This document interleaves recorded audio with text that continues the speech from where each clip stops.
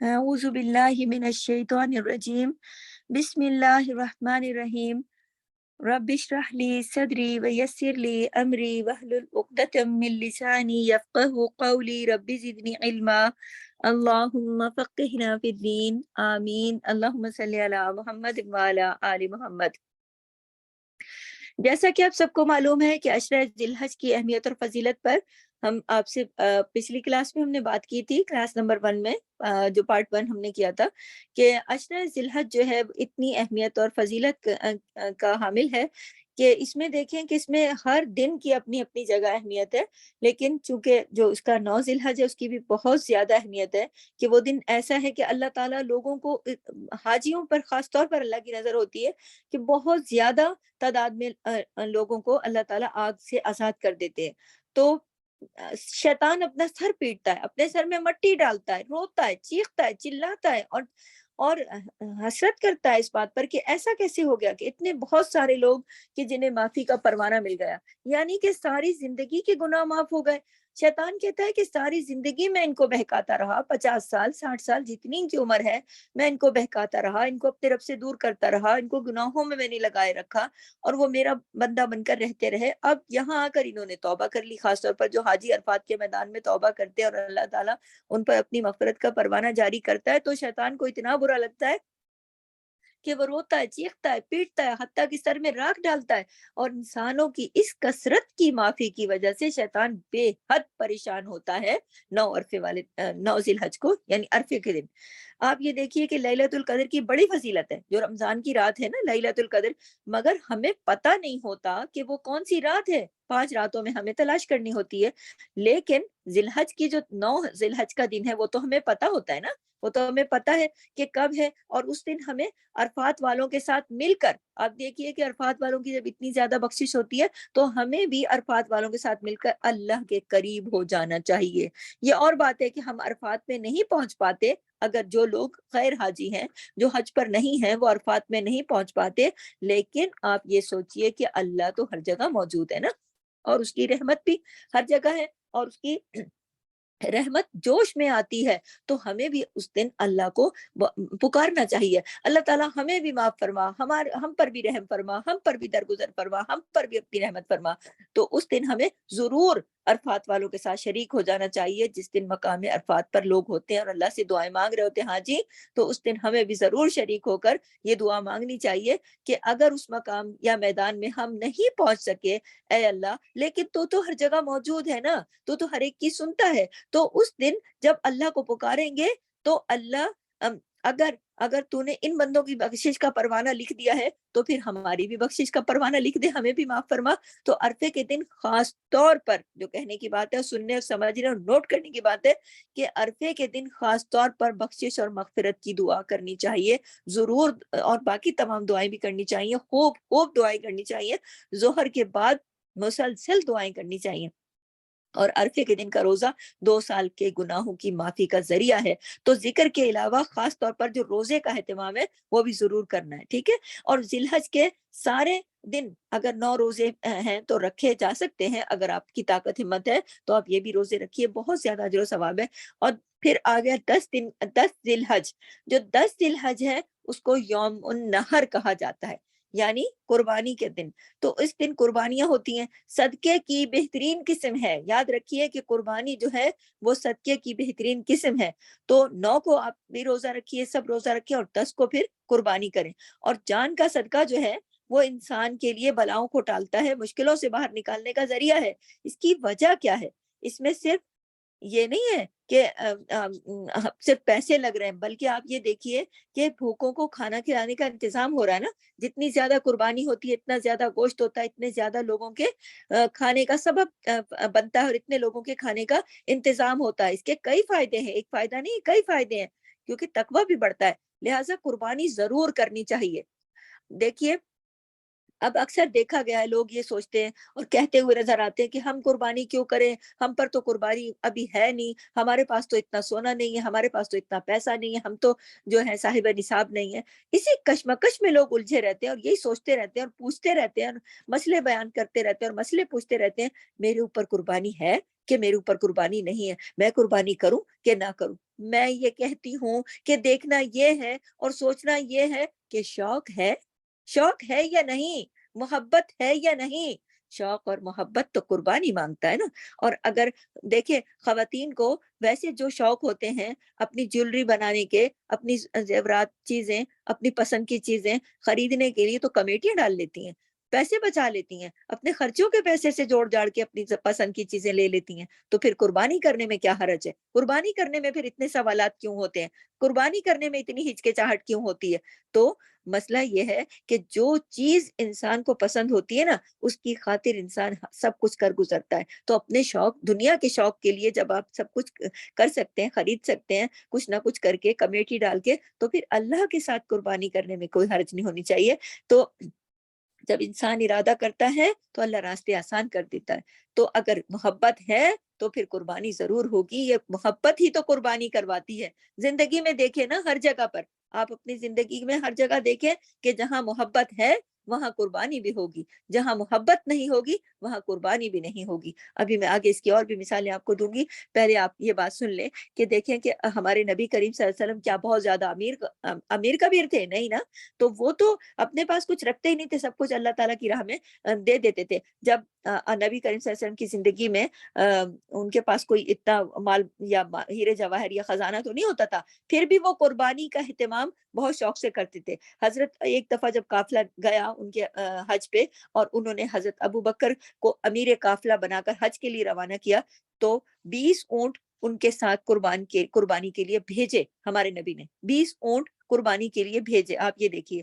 اور پھر next year جب آپ خود اپنے حج پر تشریف لے گئے، آپ جب مطلب آپ جب خود حج پہ تشریف لے گئے، تو 100 اونٹ آپ نے قربان کیے۔ 100 اونٹ کتنے زیادہ ہوتے ہیں؟ 100 اونٹ۔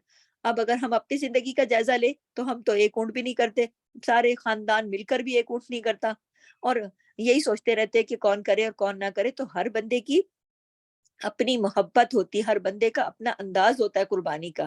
تو کچھ لوگ ہوتے ہیں نا کہ جو صرف اپنا وقت بھی، اپنا پیسہ بھی، اپنی صلاحیتیں بھی، اپنا سب کچھ صرف دنیا کمانے میں لگے رہتے ہیں، صرف دنیا دنیا دنیا۔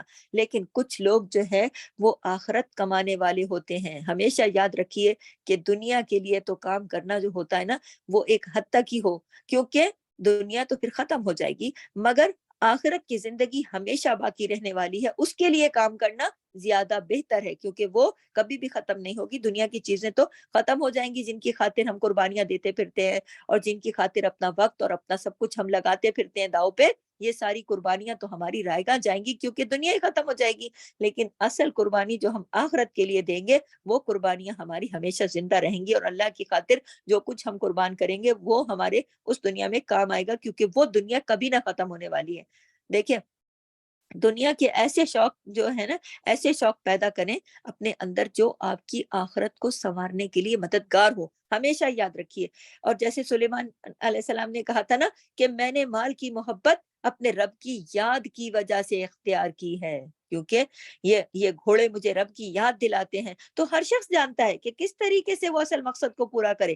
اس عشرے کی فضیلت یہ ہے کہ اس عشرے میں تمام عبادات اکٹھی ہو گئیں۔ کیسے؟ نماز، روزہ، صدقہ، حج۔ صدقہ کیا ہے؟ قربانی ہے نا۔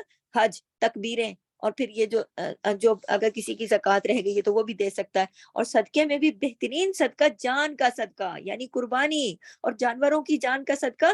تو سارے مسلمان چاہے وہ مشرق سے مغرب تک کہیں بھی کسی بھی ملک میں رہتے ہوں، کسی نہ کسی طرح اس فریضے کو پورا کرتے ہیں نا۔ اور خاص طور پر پھر ذکر الہی کی کثرت اس عشرے میں، اور ذکر کے ساتھ تکبیرات۔ اور آپ تکبیرات کا دیکھیے کہ صحابہ کرام جا کے، میں نے جیسے پہلے بھی عرض کیا کہ بازاروں میں اور چھتوں پر چڑھ کر بلند آواز سے تکبیریں پڑھتے تھے۔ کیوں؟ تاکہ باقی لوگ بھی ان کے ساتھ مل کر پڑھیں۔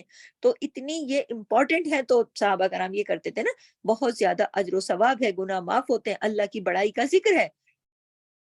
تو کوشش کریں کہ ہم سب بھی ہر وقت تکبیر کہیں اور اپنے گھر میں بھی تکبیرات جو ہیں وہ لگا کے رکھیں کہ آپ کے گھر میں بھی ہر وقت تکبیرات کی آواز بلند ہو. تو اس سے کیا ہوتا ہے, ایک عجب طریقے کا ایمان میں اضافہ ہوتا ہے, آپ کے دل کو اچھا لگے گا. آپ نے جو لوگ عیدگاہ جاتے ہیں انہوں نے سنا ہوگا کہ وہاں جا کر جب تکبیرات پڑھی جا رہی ہوتی ہیں تو کس قدر بندے کا دل اللہ کی طرف کھنچتا ہے.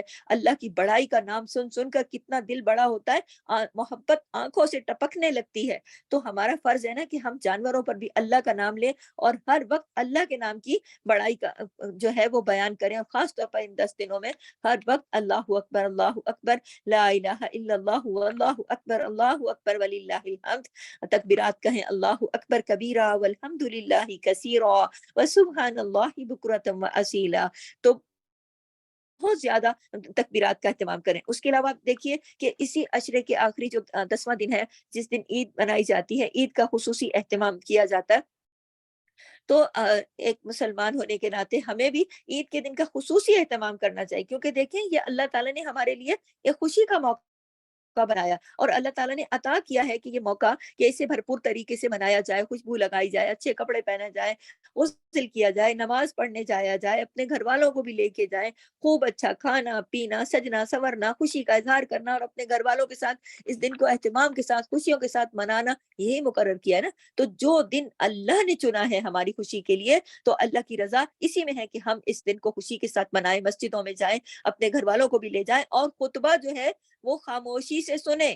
خطبہ جو ہے وہ خاموشی سے سنیں. یہ نہ ہو کہ عین خطبے کے ٹائم پر اٹھ کے لوگ ایک دوسرے سے ملنا شروع کر دیتے ہیں, انہیں پتہ ہی نہیں ہوتا کہ خطبے کے دوران تو کسی کو آپ یہ بھی نہیں کہہ سکتے کہ آپ چپ ہو جاؤ, آپ ایک لفظ نہیں کسی کو کہہ سکتے. تو ان چیزوں سے بچنا چاہیے. جب معلومات ہوگی, علم ہوگا, تو اس پر عمل ہوگا نا, کہ جب خطبہ ہو تو خاموشی سے سنا جائے, کسی کو چپ کرانے کی بھی ضرورت نہیں ہے, ایک لفظ بھی بولنے کی اجازت نہیں ہے. جو کچھ جس وقت کرنا ہے, جو اللہ کا حکم ہے وہ اس وقت کرنا ہے, یہی چیز فائدہ دیتی ہے. یہ نہیں کہ خطبے کے ٹائم پہ ملنا شروع ہو گئے, ملنے کے ٹائم پہ کچھ اور کرنے لگے, عید کے ٹائم پہ گھر میں بیٹھے رہے, نہ کچھ پہنا نہ اوڑا, نہ کھایا نہ پکایا. جب عید نہیں ہے تو عام دنوں میں خوش ہونے لگ گئے. نہیں, اللہ کے مطابق جینا ہے. تو اللہ نے جس وقت کہا قربانی کرو تو قربانی کرو. اللہ نے کہا آج عید ہے, خوش ہو جاؤ تو خوش ہو جاؤ. خطبہ ہو رہا ہے, خاموش ہو جاؤ. خطبہ ہو گیا, اس کے بعد آپ لوگوں سے ملاقات کرو, ڈھونڈ ڈھونڈ کے ملو, ایک ایک سے ملو, عید ملو, گلے ملو, جو بھی کرنا ہے کرو. اسی طرح سے پھر عید کے دن جو قربانی کے گوشت کی تقسیم کا مرحلہ آتا ہے, تو گوشت کی تقسیم بھی اس کے لیے بھی یہ ہے کہ پہلے آپ خود بے شک پکائیں, کھائیں, دوسروں کو بھی دیں, غریبوں کو, محتاجوں کو, محلے داروں کو, رشتہ داروں کو, جس کو پہنچانا ہے آپ پہنچائیں. اور ایک خاص بات کا خیال یہ ہے کہ غریبوں تک ضرور پہنچے, خاص طور پر ان لوگوں تک. دیکھیے جن لوگوں کو گوشت کا انتظار ہوتا ہے, اب ہمارے یہاں کیا ہوتا ہے کہ امیر امیر گھرانوں میں ہوتے رہتے ہیں بکرے, 2 بکرے, 4 بکرے, 6 بکرے قربان ہوتے رہتے ہیں, اور ایک ران اس کو بھیج دی, ایک ران اس کو بھیج دی, ایک سسرال میں جا رہی ہے, ایک میکے میں جا رہی ہے, وہ لوگ اس کو بھیج رہے ہیں, وہ لوگ اس کو بھیج رہے ہیں, ایک دوسرے کے ساتھ گوشت کا تبادلہ کرتے رہتے ہیں. اچھا, آپ یہ دیکھیے کہ قربانی تو یہ ہے نا کہ آپ ان لوگوں تک پہنچائیں جن کے علاقوں میں قربانی ہوتی نہیں ہے, جو گوشت کے لیے ترس رہے ہیں, جو انتظار کر رہے ہیں. تو ان تک پہنچانا زیادہ افضل ہے, اور یہی قربانی کا اصل مقصد ہے کہ اور ساتھ ساتھ پھر اللہ کی یاد بھی جاری رہے, اللہ کا ذکر بھی زبان پر رہے, اور تکبیرات بھی زبان پر رہیں. اب دیکھیے کہ 10 دن کے بعد اگلے جو 3 دن ہیں وہ ایام تشریق کہلاتے ہیں. کون کون سے؟ 11 ذی الحج, 12 ذی الحج اور 13 ذی الحج, یہ ایام تشریق ہیں. ان دنوں میں حاجی کیا کرتے ہیں؟ مینا میں قیام کرتے ہیں. اس کے بارے میں آتا ہے کہ نبی اکرم صلی اللہ علیہ وسلم نے فرمایا ایام تشریق کھانے پینے اور اللہ کے ذکر کے دن ہیں. ان دنوں میں غیر حاجی, جو حاجی نہیں ہے, جو گھر میں ہیں, ان کے بھی 2 کام ہیں. کیا؟ کھائیں پیئیں, دعوتیں کریں, خوب کھائیں, خود بھی کھلائیں, دوسروں کی پارٹی کریں, اور ساتھ ساتھ اللہ کا ذکر کریں. کیونکہ نبی نے فرما دیا یہ کھانے پینے کے دن ہے اور اللہ کے ذکر کے, تو جو حج پر ہے وہ بھی یہی کرے گا, جو حج پہ نہیں ہے وہ بھی یہی کرے گا. اور ساتھ ساتھ کیا کریں گے؟ تکبیرات پڑھنا ہرگز نہ بھولیں. تکبیرات پڑھتے رہیں, تکبیرات کا بہت زیادہ اجر و ثواب ہے. اور دوسروں کو بھی تکبیرات کی طرف توجہ دلائیں, جو آپ کے گھر آتے ہیں مہمان, ان کو بھی جب آپ کے گھر تکبیرات کی آواز چل رہی ہوگی, ریکارڈنگ چل رہی ہوگی, تو دوسرے بھی آلریڈی سنیں گے تو پڑھیں گے نا. تو آپ نے دوسروں کی طرف بھی تکبیرات کو بھیجنا ہے, تکبیرات کو پڑھنا ہے, تکبیرات کو سنوانا ہے. تو اس سے پھر یہ ہوتا ہے کہ دیکھیں اللہ کے حکم کے مطابق جو چیزیں چلتی ہیں تو اس میں بیلنس ہوتا ہے نا زندگی میں. تو گوشت جو ہے اس کو غربا کے علاقوں میں ضرور بھیجیں. دیکھیں ان کے گھروں میں, جن کے گھروں میں آلریڈی قربانی ہو چکی ہے, ان کے گھر بار بار کیونکہ جی وہ ہمارے رشتے دار ہیں. بھائی ٹھیک ہے, اگر انہوں نے رشتے داری کا حق ادا کرنا ہے آپ نے, تو آپ یہ دیکھیں نا کہ اگر انہوں نے خود 2 بکرے قربان کیے ہوئے تو آپ بھی ان کے گھر ہی گوشت بھیج رہے ہو, تو یہ ضروری نہیں ہے.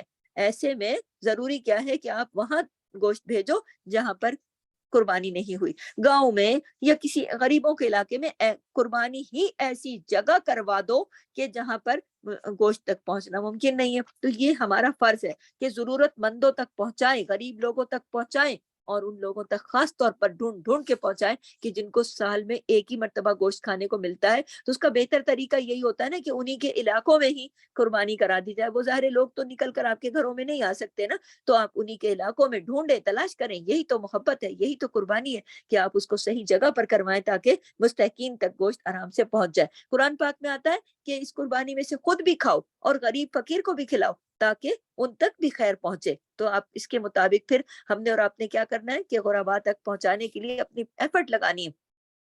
بہت سے لوگ ایک اور بات بھی کرتے ہیں کہ قربانی کے علاوہ کہتے ہیں نا, کچھ لوگ کہتے ہیں قربانی تو بڑا مشکل عمل ہے, اور یہ کون جانور خریدنے جائے اور پھر اس کو کٹوائے بٹوائے. ایسا کرتے ہیں ہم یہی پیسے کسی کو غریب کو دے دیتے ہیں. نہیں, دیکھیں جو عمل اللہ تعالیٰ کو پسند ہے, قربانی اللہ کا پسندیدہ محبوب عمل ہے, تو کوئی دوسرا عمل پھر اس کے برابر نہیں ہو سکتا.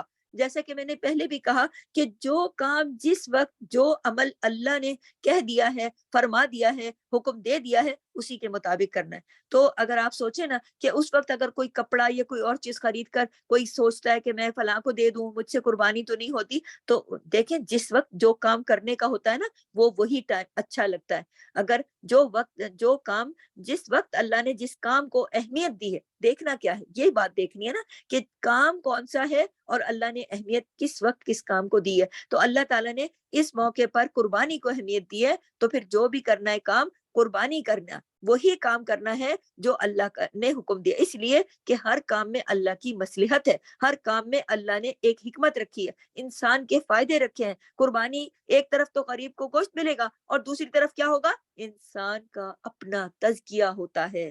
ذبح ہوتے ہوئے جانوروں کا بہتا خون جب دیکھتا ہے انسان, تو تقویٰ پیدا ہوتا ہے. اللہ نے اس بہتے خون کا ذکر قرآن پاک میں کیا ہے. اتنا تو دیکھیں نا کتنا اہم ہے یہ کہ اس بہتے خون کا ذکر قرآن میں کیا. اللہ کو خون اور گوشت نہیں بلکہ تمہارا تقویٰ پسند ہے, اللہ تعالیٰ نے کہا. تو آپ دیکھیے, تو ایسے مناظر دیکھ کر دل میں تقویٰ پیدا ہوتا ہے. بڑے بڑے جانور زمین پر گرے ہوتے ہیں جن میں اللہ نے جان ڈالی ہے, وہ کھاتے ہیں, وہ پیتے ہیں, اور دیکھیں کہ کس قدر اللہ تعالیٰ نے ہمارے فائدے کے لیے اس طرح کی جان ڈال کر جاندار چیزیں بنا دی. اور پھر ان کی موت سے انسان کو اپنی موت بھی یاد آتی ہے. کئی چیزیں اور کیفیات بدلتی ہیں, تو وہ کسی کو کپڑے دینے سے تو معاملہ نہیں حل ہوگا نا.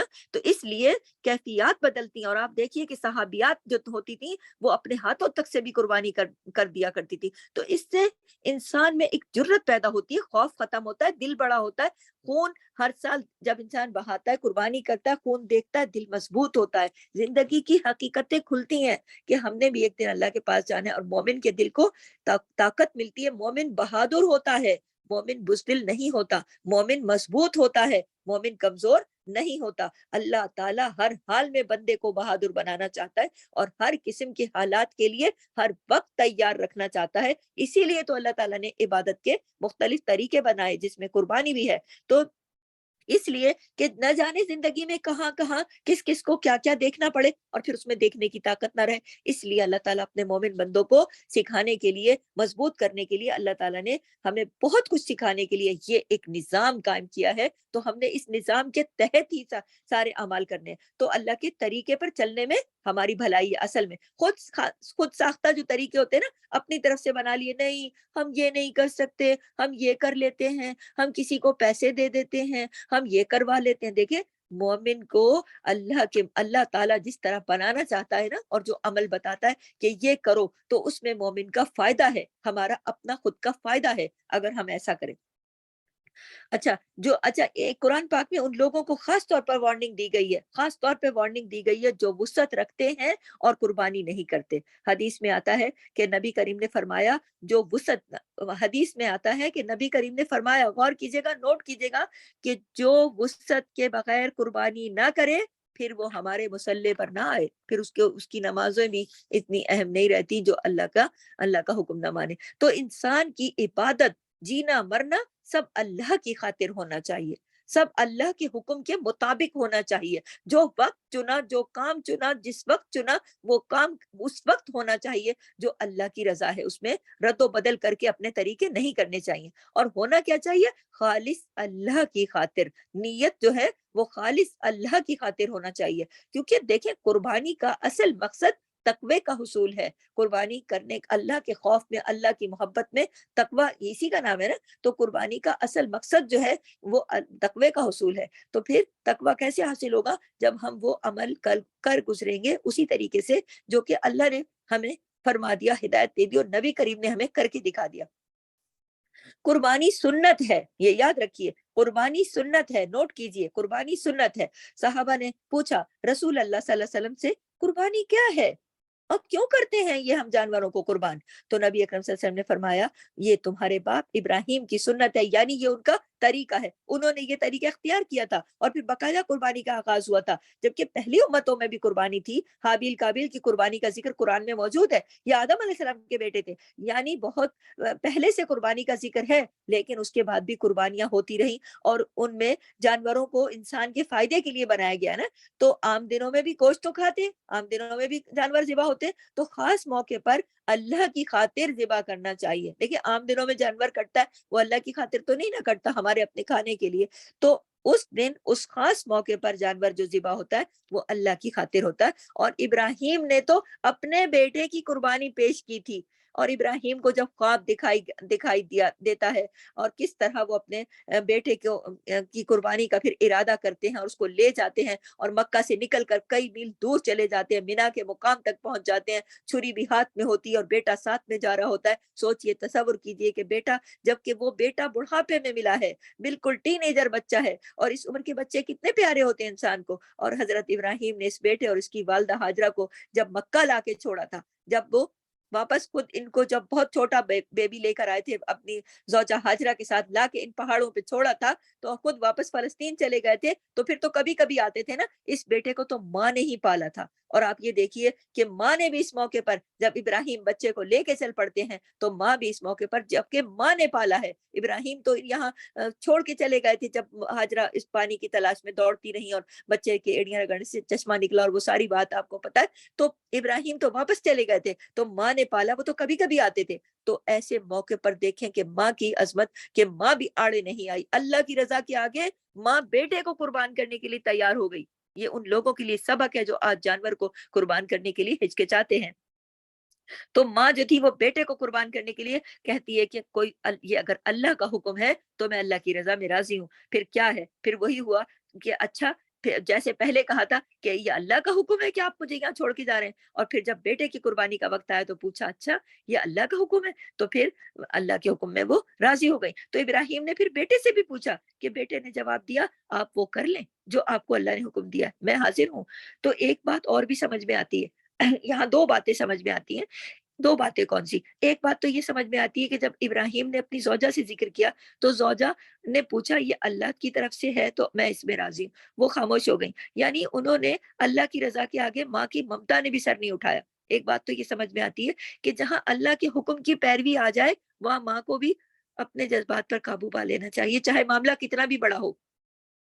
اور دوسری طرف آپ دیکھیں کہ ابراہیم نے بیٹے سے بھی پوچھا، تو اس میں دوسری بات ہمیں یہ سمجھ میں آتی ہے کہ بیٹے سے بھی مشورہ کر لینا چاہیے۔ جب بیٹے بڑے ہو جاتے ہیں نا، تو پھر ان سے بھی مشورہ کر لینا چاہیے۔ اور ابراہیم نے اس کے اوپر مسلط نہیں کیا کہ بیٹا میں نے خواب دیکھا میں تو یہ کر کے گزروں گا، نہیں، انہوں نے بات بیوی اور بیٹے کے سامنے رکھ دی، بیوی نے بھی بات مان لی۔ تو اس سے پتہ چلتا ہے کہ اپنے گھر کے سربراہ کی اور اپنے اہمیت ہونی چاہیے، اس کی بات کو ماننا چاہیے۔ جو وہ اللہ کی رضا کے لیے کوئی کام کہے تو اس میں روڑے نہیں اٹکانے چاہیے، اور بیٹے سے بھی مشورہ کر لینے میں کوئی حرج نہیں ہے، کیونکہ وہاں پر ابراہیم نے اپنے بیٹے سے بات کی اور پھر بیٹے نے اس کو قبول کیا۔ تو ابراہیم نے ایک مقام پر بیٹے کو پیشانی کے بل لٹایا اور پھر اس پر چھری پھیری، تو امتحان میں کامیاب ہوئے اور اپنا خواب اللہ نے فرمایا کہ سچ کر دکھایا ابراہیم۔ تو اللہ فرماتے ہیں کہ ہم نے ایک عظیم قربانی کے ساتھ فدیہ دے کر اس بچے کو بچا لیا، یعنی مہنڈا دیا نا۔ سورہ الصفات میں اللہ تعالیٰ ताला ने फरमाया कि इब्राहिम ने कहा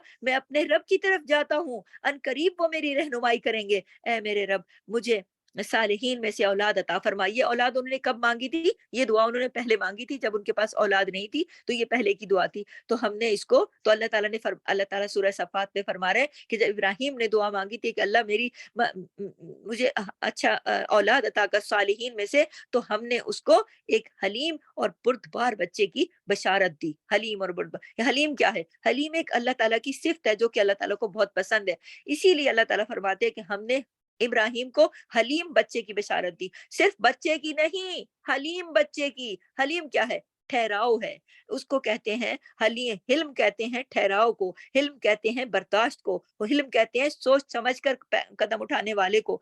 एक दफा एक वाकया है, एक वक्त आया था, अब्दुल कैस के नाम से एक वक्त आया था बहरैन से, और वो नबी पाक सल्लल्लाहु अलैहि वसल्लम से मिलने आए थे और नबी सल्लल्लाहु अलैहि वसल्लम को देखने आए थे। तो जब वो बड़े दूर से सफर तय करके सवारियों पे चढ़ के और वो पहुंचे मदीना, और जैसे ही उनको नबी करीम नजर आए, भाई उन्होंने तो धड़ाधड़ लगाई छलांगे और वहीं छोड़ छाड़ भाग भाग सब नबी के सामने हाजिर हो गए। जैसी नबी करीम के पर नजर पड़ी, मुलाकात के लिए दीवाना वार भाग खड़े हुए। उनमें एक कम उम्र बच्चा था, अल अशज्जा के नाम से था शायद, और एक कम उम्र बच्चा था। उसने क्या किया? उसने सबकी सवारियां बांधी इत्मीनान से, क्योंकि वो तो सवारियां वहां छोड़ छाड़ भाग गए थे। अब सवारियां बांधी, कपड़े तब्दील किए, बड़ी इज्जत के साथ, हिल्म के साथ, वकार के साथ, इत्मीनान के साथ, सुकून के साथ आप सल्लल्लाहु अलैहि वसल्लम की खिदमत में हाजिर हुआ। जब हाजिर हुआ तो आप सल्लल्लाहु अलैहि वसल्लम ने उस बच्चे से कहा कि तुम्हारे अंदर दो खूबियां हैं जो कि बहुत ही पसंदीदा हैं। कौन सी? यानी हिल्म, बुर्दबारी, और दूसरा अनाद यानी ठहराव।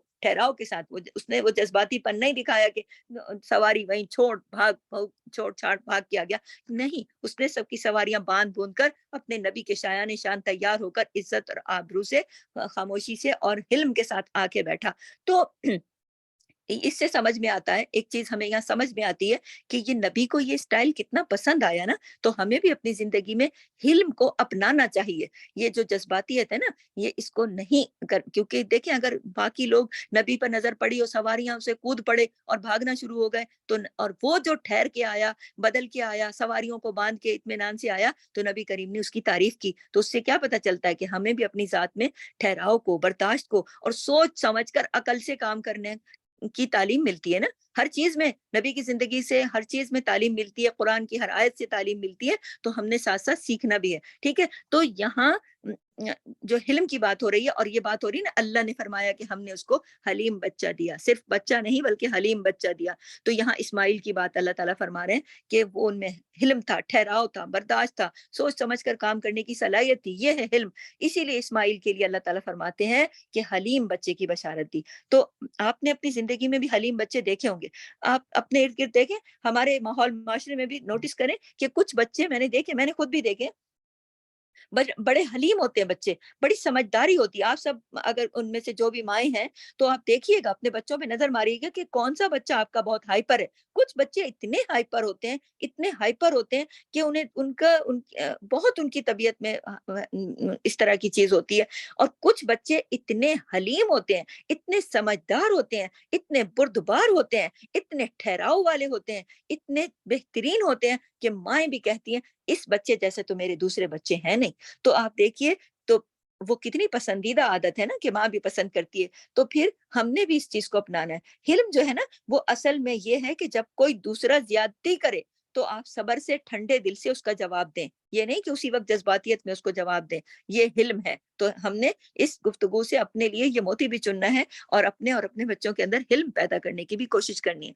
तो आम ज़िंदगी में आपने ये भी देखा होगा कि बाज़ बच्चे जो हैं, ये भी देखा होगा आपने कि आम जिंदगी में बच्चे माँओं को भी हिल्म सिखाते हैं। बाज़ जगह माएँ हाइपर हो जाती हैं और माएँ बेकाबू हो जाती हैं और माएँ चीख-पुकार करती हैं, जज़्बातियत पे उतर आती हैं, तो बच्चे कह देते हैं कि ये ठीक नहीं है, आप रुक जाएँ। ऐसा होता है ना ज़िंदगी में, कभी-कभी बच्चे भी इतने हिल्म वाले होते हैं कि वो माँओं को हिल्म सिखाते हैं। तो हमें ये जो चीज़ें हैं, ये हमें अपनी ज़िंदगी में पता होनी चाहिए। तो अल्लाह ने, यहाँ इस्माइल की बात हो रही है कि अल्लाह ने उन्हें ऐसा हिल्म वाला बच्चा दिया कि अब जो बात हो रही है ना इस्माइल की, कि वो लड़का जब उनके साथ یہ سورہ صافات کی جو آیات میں اللہ تعالیٰ نے اس کے بارے میں بتایا نا، اسی کی بات آگے بتا رہی ہوں کہ وہ لڑکا جب ان کے ساتھ دوڑ دھوپ کی عمر کو پہنچ گیا، لڑکا کون؟ اسماعیل، یعنی بڑا ہو گیا، تو یعنی اس ایج کا ہو گیا نا کہ ان کے ساتھ دوڑ دھوپ کر سکے، بہت چھوٹا بھی نہیں تھا، تو یعنی ابراہیم نے کہا بیٹا میں نے خواب دیکھا ہے، میں تجھے ذبح کر رہا ہوں، تیرا کیا خیال ہے؟ اس نے کہا اے ابا جان، جو حکم آپ کو ملا ہے آپ کر ڈالیے، انشاءاللہ آپ مجھے صابروں میں سے پائیں گے۔ اللہ اکبر کبیرہ، بچے کا جواب دیکھیے۔ پھر جب ان دونوں نے، ابراہیم اور اسماعیل نے، یعنی پھر قرآن نے فرمایا نا کہ دونوں نے، کون دونوں؟ ابراہیم اور اسماعیل۔ پھر جب ان دونوں نے اطاعت کی، اس نے باپ نے بھی رب کا حکم مانا اور بیٹے نے بھی اطاعت کی اللہ کی، اور اسماعیل کو لے گئے اپنے ساتھ مکے سے دور پہاڑوں پہ لے گئے، مینا کے مقام پہ لے گئے، اسماعیل کو ماتھے کے بل گرا دیا، اور تو پھر اللہ نے فرمایا کہ ہم نے ندا دی، یعنی اللہ کی طرف سے آواز آئی، اے ابراہیم بے شک تو نے خواب کو سچ کر دکھایا، بے شک ہم نیکی کرنے والے کو جزا دیتے ہیں، بے شک البتہ یہ ایک بہت واضح امتحان تھا، بلا مبین تھا، جو کھلی آزمائش تھی، اور ہم نے اس میں ایک قربانی کا ایک فدیہ دے دیا، یعنی جبرائیل ایک مینڈا لے کر آئے، ابراہیم نے اپنی آنکھوں سے پٹی اتاری تو مینڈا ذبح ہو چکا تھا، اور بیٹے کی جان اللہ نے بچا لی تھی۔ تو ہم نے بعد، پھر اللہ فرما رہے ہیں، اور ہم نے بعد والوں میں اس کا ذکر خیر قائم کر دیا۔ تو جو انسان قربانی کی سطح پر جیتا ہے اس کا ذکر خیر دنیا میں ہمیشہ ہوتا رہتا ہے۔ مثلاً آپ خاندانوں میں دیکھ لیں، آپ محلوں میں دیکھ لیں، آپ اپنے رشتہ داروں میں دیکھ لیں، اپنے گھر میں دیکھ لیں، اپنے آس پڑوس میں دیکھ لیں، کہ جو کوئی شخص اس دنیا میں بھی قربانی دیتا ہے، مثلاً کوئی بیوہ عورت ہے، وہ اپنی زندگی اپنے بچوں کی خاطر گلا دیتی ہے، قربانی دے دیتی ہے، ان کی اس میں لگ جاتی ہے، ان کی زندگی بنانے سنوارنے کے لیے اپنی زندگی کی خوشیاں قربان کر کے ان کے اوپر لگا دیتی ہے، سارا جگ سارا زمانہ اس کی تعریف کرتا ہے، ذکر خیر کرتا ہے، کیا شریف عورت تھی، اس نے بیٹھ کے اپنے بچوں کی کس طرح پرورش کی۔ اسی طرح کوئی بہویں ہوتی ہیں، خاندان ہوتے ہیں، کہتے ہیں لوگ، تعریف کرتے ہیں، کہتے ہیں کتنی خاندانی لڑکی تھی، اس نے اپنے ساس سسر کی ساری سختیاں سہیں، لیکن کچھ بھی اس نے آگے سے ظلم نہیں کیا، کسی کے ساتھ اس نے برا نہیں کیا۔ تو آپ یہ یاد رکھیے، یہ نوٹ کیجئے کہ جو شخص بھی قربانی کرتا ہے اس کی قربانی کو ذکر خیر میں ڈھال کر اللہ تعالیٰ اس ذکر خیر کو باقی رکھتے ہیں۔ تو ذکر خیر جو ہے، یہ اچھے لوگوں کا ذکر جو ہے وہ باقی رہتا ہے۔ یہ ثابت ہوتا ہے کہ قربانی بھی کریں، کسی بھی سطح پر کریں، زندگی کے کسی بھی عمل میں، کسی بھی جگہ، اپنے گھر میں، خاندان میں، محلے میں، رشتہ داروں میں، اپنے مال سے، جان سے، اپنے عمل سے، اپنے رویے سے، اپنے جذبات سے، اپنے کسی بھی سطح پر قربانی کریں تو احسان مانا جاتا ہے، ذکر خیر ہوتا ہے۔ اگر کوئی ایک نہ کرے، دوسرے ضرور کرتے ہیں، دوسرے ضرور کرتے ہیں، اور یہ دیکھیں نا، اللہ تعالیٰ نے فرما دیا نا کہ ہم نے پھر اس کو، ہم نے بعد میں آنے والوں میں اس کا ذکر خیر قائم کر دیا، کس کا؟ ابراہیم کا، کیونکہ وہ اللہ کے آگے قربانی دینے میں، تو اللہ تعالیٰ ہمارے بھی رب ہیں، ہم سب کے بھی رب ہیں، وہ ہماری قربانیوں کو بھی دیکھتے ہیں، وہ اللہ کی آنکھ بڑی ہے، وہ سب دیکھتے ہیں، تو اللہ کو سب پتا ہے کہ کون جو ہے وہ قربانی دے رہا ہے، کہاں پر کس مشکل کو اٹھا رہا ہے اللہ کی رضا کی خاطر۔ تو زندگی میں اگر مشکلیں آئیں، زندگی میں اگر پریشانیاں آئیں، زندگی میں اگر دکھ آئے، تکلیف آئے، کچھ بھی آئے، تو اللہ کی خاطر قربانی دیتے چلے جائیں، یہ سوچ کے کہ اللہ ہمارا بھی ذکر خیر ضرور قائم رکھے گا۔ کیونکہ دیکھیں، قربانی اصل میں ہوتی کیا ہے؟ اپنی خواہش اور اپنی خوشی اور اپنی مرضی کو چھوڑ کے دوسرے کی خوشی اور دوسرے کے سکھ کے لیے کام کرنا، تو یہ کتنی بڑی قربانی ہے۔ تو قربانی صرف ایک جانور کی قربانی تو اس دن ہے سو ہے، لیکن قربانی ہماری زندگی میں جگہ جگہ پر اپلائی ہوتی ہے۔ تو جگہ جگہ پر ایک مسلمان کی حیثیت سے یہ یاد رکھیے کہ قربانی کبھی رائے گاہ نہیں جاتی۔ جیسے ماں دیتی ہے بچے کے لیے قربانی، محبت قربانی دلواتی ہے نا، محبت دلواتی ہے۔ ماں کے دل میں محبت ہے تو وہ اپنا آرام، اپنا چین، اپنا سکون، اپنی نیند سب قربان کرتی ہے، اپنا وقت سب سے زیادہ۔ تو قربانی اتنی بڑی عبادت ہے۔ تو دیکھیں، تو جو اللہ کے لیے قربانی کرے، جو دنیا کی قربانیوں کا میں نے ذکر کیا، تو جو اللہ کے لیے قربانی کرے، پھر دیکھیے کہ اس کا کتنا بڑا مقام ہوگا۔ فَصَلِّ لِرَبِّكَ وَانْحَرْ، آپ دیکھیے یہاں نماز کے ساتھ قربانی کا ذکر آ رہا ہے۔ کتنی قربانی اہم عبادت ہے، اتنی تو اہم عبادت ہے کہ آپ دیکھیے فَصَلِّ لِرَبِّكَ وَانْحَرْ، قرآن نماز کے ساتھ آپ نماز پڑھیے اور قربانی کیجیے، تو آپ دیکھیے اپنے رب کی خاطر، تو نماز رب کی خاطر ہے، کتنی بڑی عبادت ہے، اس کے ساتھ یہاں قربانی کا ذکر آ گیا۔ تو قربانی اتنی اہم اور اتنی خوبصورت، اتنی ایسی عبادت ہے نا تو انسان کے اندر یہ جذبات پیدا کرتی ہے اور خوبصورت جذبات پیدا کرتی ہے. اس لیے قربانی ہمیشہ شوق سے کرنی چاہیے, بوجھ سمجھ کر نہیں. بعض لوگوں کو بالکل بال کی کھال اتارتے پھرتے ہیں, ہر وقت معلومات کرتے پھرتے ہیں, پتہ نہیں ہم صاحب نصاب ہے کہ نہیں, ہمارے پاس اتنے تولے سونا ہے, کچھ کہتے ہیں ہمارے پاس اتنے تولے سونا ہی نہیں ہے, ہمارے پاس تو اتنا پیسہ ہی نہیں ہے, پتہ نہیں ہم صاحب نصاب ہیں کہ نہیں, اگر ہیں تو مطلب اتنی باریکیاں تلاش کر رہے ہوتے ہیں, بہانے ڈھونڈ رہے ہوتے ہیں قربانی سے بچنے کے. تو آپ دیکھیں نا کہ اگر محبت ہے اور کسی کو محبت میں تحفہ دینا ہے تو کیا محبت بھی یہ بہانے نکلواتی ہے؟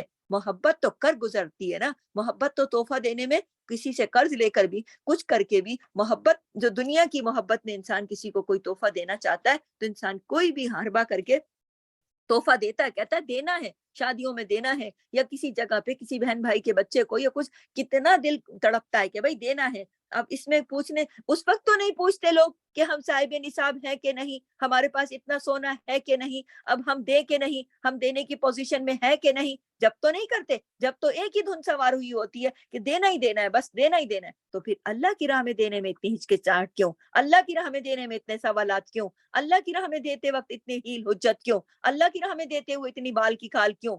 تو اگر اللہ سے محبت ہے تو پھر سب کچھ لٹا دینے کی صلاحیت بھی ہے. اور اگر اللہ سے محبت ہی دل میں تقوی ہی نہیں ہے تو پھر یہ سارے بہانے کہ مجھ پر تو ہے نہیں, میرے پاس تو مال نہیں, میرا تو یہ مسئلہ ہے, میرا تو وہ مسئلہ ہے. تو یہ دیکھیے کہ قربانی کتنی اہم ترین عبادت ہے اس موقع پر کہ اللہ تعالیٰ نے اس کا ذکر فرمایا. اور پھر کیا عظیم قربانی جو میرے اللہ تعالیٰ نے ابراہیم علیہ السلام سے مانگی کہ آپ اپنے بیٹے کو وہ. اور آپ دیکھیے کہ آج ہمارے لیے تو قربانی کرنا کتنا آسان ہے, ہم سے تو جانور ہی مانگا گیا, اگر بیٹے ہی مانگ لیتا اللہ پھر کیا کرتے, ہاں, یا کوئی اور چیز. تو آپ یہ دیکھیے, پھر دوبارہ عرض کر رہی ہوں کہ تحفے دیتے وقت تو انسان اپنے گھر کے حالات نہیں دیکھتا نا, جس سے محبت ہوتی ہے اس کو تحفہ دیتے وقت, ہاں, جس سے محبت نہیں ہوتی نا اس کو تحفہ دینا بھی بوجھ ہی بن جاتا ہے کہ اب ان کے گھر سے اس کارڈ آ گیا ہے, اب ہم کیا دیں گے, چھوڑو, ان کی شادی میں نہیں جاتے. تو یہ جہاں محبت نہیں ہوتی وہاں یہ رویے ہوتے ہیں, اور جہاں محبت ہوتی ہے وہاں یہ رویے ہوتے ہیں کہ ہائے دینا کیا ہے, بس دینا ہی, کچھ اپنی ضرورت کم کر کے بھی دیتے ہیں. تو تحفہ دیتے وقت تو ہم ان حالات کو پھر جہاں محبت ہوتی ہے نہیں دیکھتے نا, ہم یہ نہیں سوچتے کہ پھر تو یہی ایک ہی بات سوچتے نا کہ عزت کا سوال ہے, کرنا ہی کرنا ہے. تو اس قربانی کو بھی اہم سمجھیے, اس قربانی کو بھی بہت بڑی عبادت ہے, اس کو اگنور نہیں کرنا ہے کہ نہیں اگلے سال دیکھ لیں گے, یا اس دفعہ ہم پیسے دے دیتے ہیں کسی کو, قریب کو کوئی کپڑے دے دیتے ہیں. کہنے کا مقصد یہ ہے کہ جو جس وقت کیا گیا. اب میں آپ کو خلاصہ کلام بتاؤں کہ خلاصہ کلام یہ ہے کہ یہ جو دن ہے, یہ جو ہم جن کے اوپر یہ ذی الحج کی اہمیت اور فضیلت پر بات کر رہے ہیں, اور آج ہمارا یہ پارٹ 2 ہے. ہم نے پارٹ 1 میں اس کی ساری ڈیٹیل آپ کو بتائی تھی کہ کس طرح نبی کریم صلی اللہ علیہ وسلم سے صحابہ کرام نے پوچھا تھا کہ اے اللہ کے نبی, جب اللہ کے نبی نے فرمایا کہ ان 10 دنوں میں کیا ہوا کوئی بھی عمل کسی دوسرے عمل سے افضل نہیں, تو صحابہ نے پوچھا کیا جہاد فی سبیل اللہ بھی نہیں؟ تو آپ نے فرمایا نہیں, سوائے اس کے کہ جو اپنے جان مال کے ساتھ نکل جائے اللہ کی راہ میں اور پھر لوٹ کے نہ آئے, اور اس کی کوئی چیز لوٹ کے نہ آئے سوائے اس کے, ہر عمل سے یہ ان 10 دنوں کی عبادت جو ہے وہ افضل ہے. تو کیا کرنا چاہیے, خلاصہ کلام کیا ہے, ہم اس بات پہ, اس موضوع پہ بات کیوں کر رہے ہیں, اس ساری گفتگو کا نچوڑ کیا ہے, اس ساری گفتگو کا خلاصہ کیا ہے؟ وہ یہ ہے کہ یہ دن, یہ 10 دن بہت بڑی کمائی کے دن ہیں, ان میں غفلت نہیں برتنی, بالکل نہیں برتنی. اس میں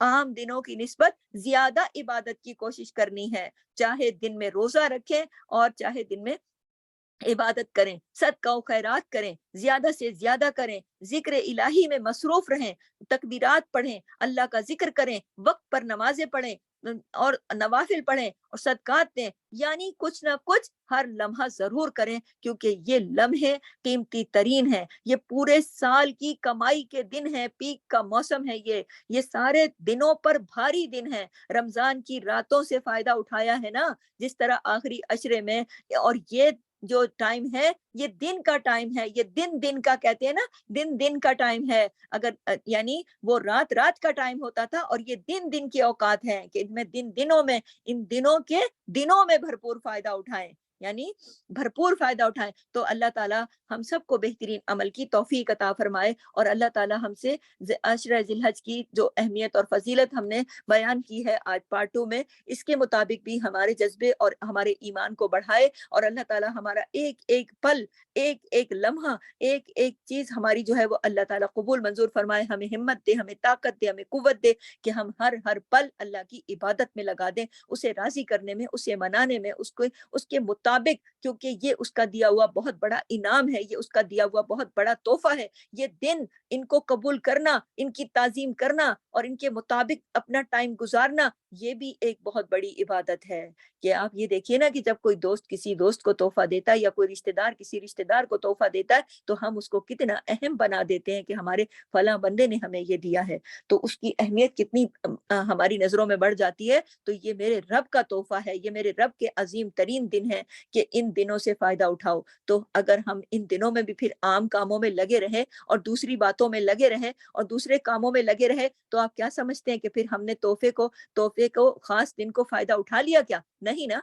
तो और अगर हम एक चीज और भी बता दूं कि जब हम किसी को बहुत मोहब्बत से अपना कीमती तरीन तोहफा देते हैं और अगला उससे फायदा नहीं उठाता, तो हमारे जज्बात क्या होते हैं? ये सवाल है मेरा आपसे। और जब हम किसी को, अगले को बहुत कीमती तरीन तोहफा बहुत मोहब्बत से देते हैं कि वो इसको पाके कितना खुश होगा और कितना फायदा हासिल करेगा, और वो ऐसा करता है और हम अपनी आंखों से देखते हैं, उस वक्त हमारे जज्बात क्या होते हैं? ये दोनों सवाल खुद से कीजिएगा कि जब हम किसी को कीमती तरीन तोहफा दें और वो उठा के एक तरफ रख दे, हाँ दे दिया, बस देख लिया मैंने, ठीक है, तो उस वक्त आपके जज्बात क्या होते हैं कि मैंने इसके लिए ये किया और इसने मेरी इस चीज को अहमियत ही नहीं दी।